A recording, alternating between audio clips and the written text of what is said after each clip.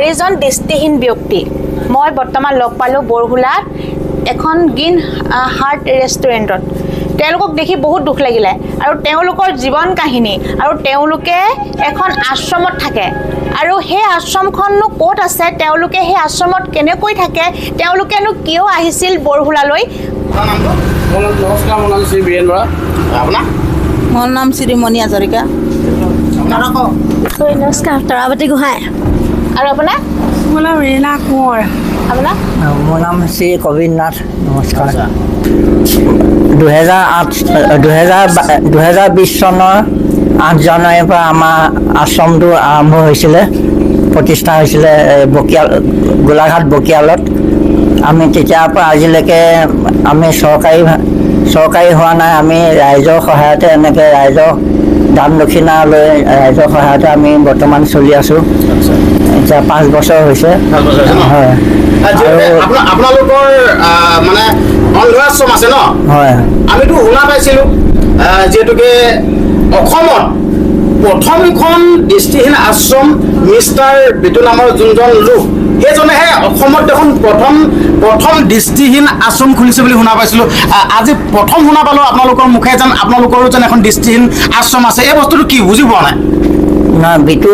mister Bitu আশ্ৰমটো পিছতহে হৈছে আমাৰখন প্ৰথমতে হৈছিল 2008 চনত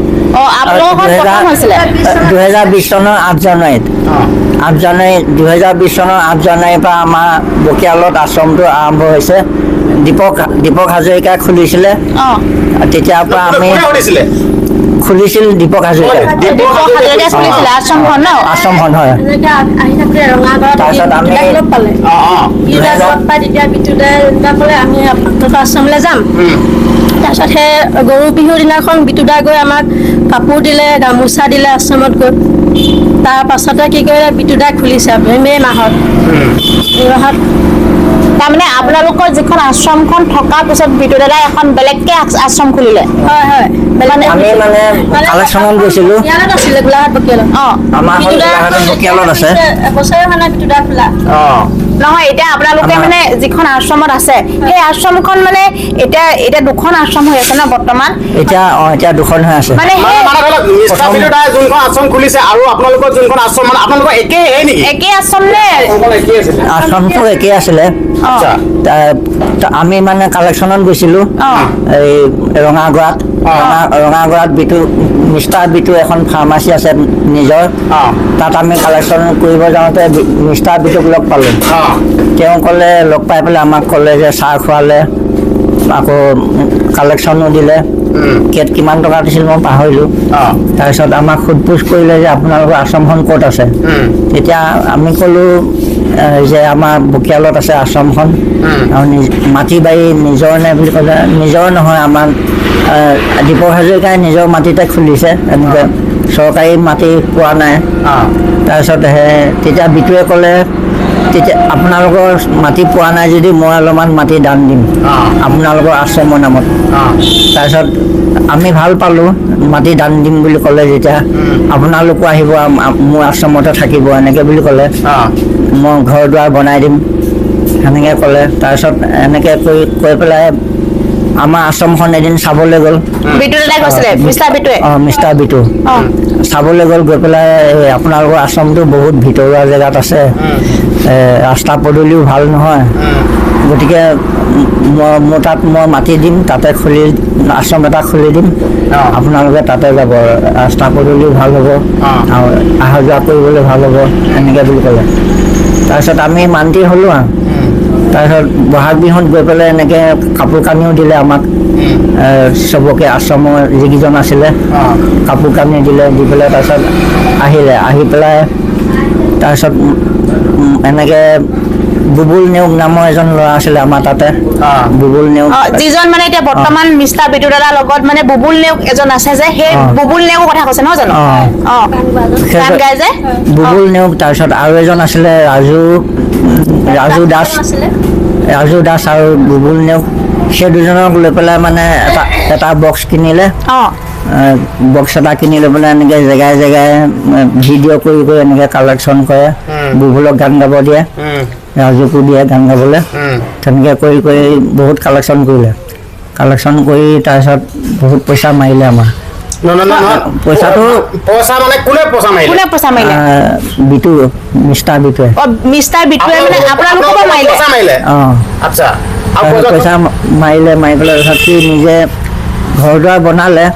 কোনে বনালে ঘৰ দুৱাৰ বিটুৱে মানে আপোনালোকৰ পৰা এইটো আশ্ৰমৰ কাৰণে পিছত আশ্ৰমটো বনালে বনাই পেলাই তাৰপিছত হেৰি আশ্ৰমটো বনাওঁতে আকৌ বহুত মানুহে ইটা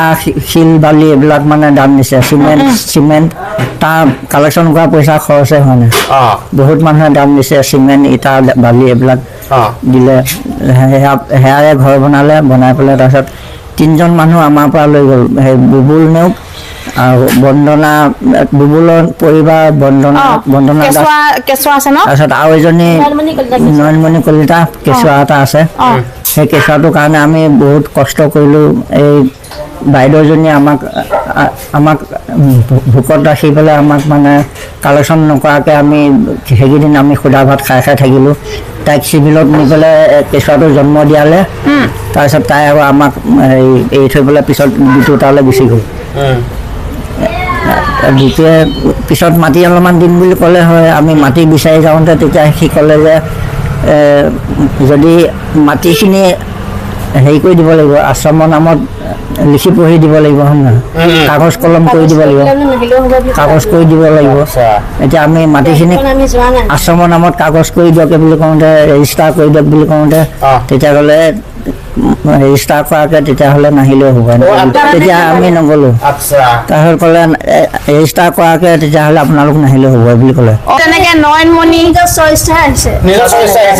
ইচ্ছামতে আহিছে মানে তেওঁলোকে মানে আপোনালোককো মানে তেনেকে আমিও লগে ভাগে যাওঁ আমিও একেলগে থাকোঁ তেওঁলোকে নকলে নেকি আপোনালোকক নকলে তেনেকুৱা নাই কোৱা তাৰমানে বুবুলক আগতীয়াকৈ লৈ গ'ল এইটো কাৰণে আশ্ৰমটো তেতিয়া বনোৱাই নাই ঘৰ দুৱাৰ বনোৱাই নাই তাৰ বিটুৰ পুৰণা ঘৰ এটা আছিলে আগতে তাৰ মাক বাপেক থকা সেই পুৰণা ঘৰটোতে সিহঁতক ৰাখি পেলাই সি মানে কালেকশ্যন কৰি ফুৰিছিলে বুবুলক লৈ পেলাই গান গাই তেতিয়া আশ্ৰমটো বনোৱাই নাই সেই তাক আগতীয়াকৈ লৈ গ'ল নবনাওঁতে গ'ল পিছতহে ঘৰ দুৱাৰ বনাইছে আশ্ৰমৰ কাৰণে প্ৰথমতে নবনাওঁতে সি গ'ল তাৰপিছত আমি এই মাটিখিনি ৰেজিষ্টাৰ কৰি নিদিয়াৰ কাৰণে আমি পিছত নগ'লোঁ আৰু পইচা পাতিও আমাক হিচাপ পত্ৰ নিদিয়ে কিমান কালেকশ্যন হয় কিমান আমাক একো হিচাপ পত্ৰ আপোনালোকক পইচা পাতি হিচাপটো কোনে নিদিয়ে নামটো বিটুৱে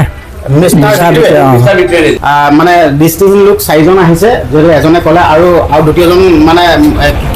আপুনি কি ক'ব মই ক'ব বিচাৰোঁ যে তেওঁ সেইটো কৰাটো মানে উচিত নহয় কাৰণ তেওঁ যি হিচাপ পত্ৰ তেওঁলোকে যেতিয়া বিচাৰিছিলে সেই হিচাপ পত্ৰকে তেওঁ মানে দিব লাগিছিলে সমজুৱাকৈ ৰাইজক মাতি পেলাই বা তেওঁলোকে মাটিটো আমাৰ ৰেজিষ্টাৰ কৰিব লাগিছিলে ৰেজিষ্টাৰ নকৰাৰ কাৰণে তেওঁ সেইটো সেইটো তেওঁ দুখী মই আমাৰ ফালৰ পৰা তেওঁ দুখী মইতো নতুনকৈ আহিছোঁ ন মইতো এইখিনি কথা বৰকৈ নাজানিম তেওঁ আশ্ৰমখন তেওঁ চলাই আছে আৰু বাকী তেওঁলোকক পইচা পাতি আমাৰ কোনো হেৰি নকৰিলে মানে তেওঁলোকে মানে যিখন আশ্ৰমখনটো মানে ডাঙৰ যথেষ্ট ডাঙৰ ভালেকেইটা ৰুমেই আছে ন তেওঁলোকক এতিয়া আপোনালোকে 10জনো থাকিব পৰা তাত সুবিধা আছে এতিয়া আপোনালোকক নিমন্ত্ৰণ কৰে যে আহক আপোনালোকে ইয়াতে থাকিব আমাৰ লগতে মানে বাবুল দাহঁতে যেনেকে থাকে আপোনালোকে যাবনে নাযায় তেওঁৰ আশ্ৰমখনলৈ আমি নাযাওঁ কাৰণ তেওঁ আগতে আমাক নিদিলে যে আমাক তেওঁ চুক দি আমাৰ ৰেজিষ্টাৰ কৰি আমাক কাগজ পত্ৰ নিদিলে আৰু সেইকাৰণে আমি তালৈ নাযাওঁ আৰু তাত কমিটি নাথাকিব তাত কমিটি কোনো হেৰি নাই তাত কি মানে কমিটি বোলে একো বস্তু নাই নেকি আমাৰ এতিয়া কমিটি আছে তাত কমিটি নাথাকিব সেই কমিটি নবনাওঁ বুলি ক'লে সিয়ে মালিক হৈ চলাওঁ আৰু কি কয় মাটিখিনি মানে আমাৰ সেইটো নিদিওঁ বুলি ক'লে মই এইটো ঘৰখন বাহিৰটো ধুনীয়া দেখিলে নহ'ব ভিতৰটো ভাল দেখিব লাগিব না হয় নাই বাহিৰটো যে আপোনাৰ ভাল এখন RCC বিল্ডিং হওক আপোনাৰ আশ্ৰম হেৰি বনক সেইটো কোনো লাভ নাই মই জানিব পৰা লোক মই শুনিছোঁ আৰু তেওঁলোকে মানে ফুচুলাই ইয়াৰ পৰা আমাৰ আশ্ৰমৰ পৰা লৈ গৈছে বুলি কৈছে আৰু তেওঁতো মানে নিৰাশ্ৰ এতিয়া আমি দেখিছোঁ ভিডিঅ'বিলাকত মানুহ এনেকে দেখি নাপাওঁ মানুহ মাতি কিনে পাঁচ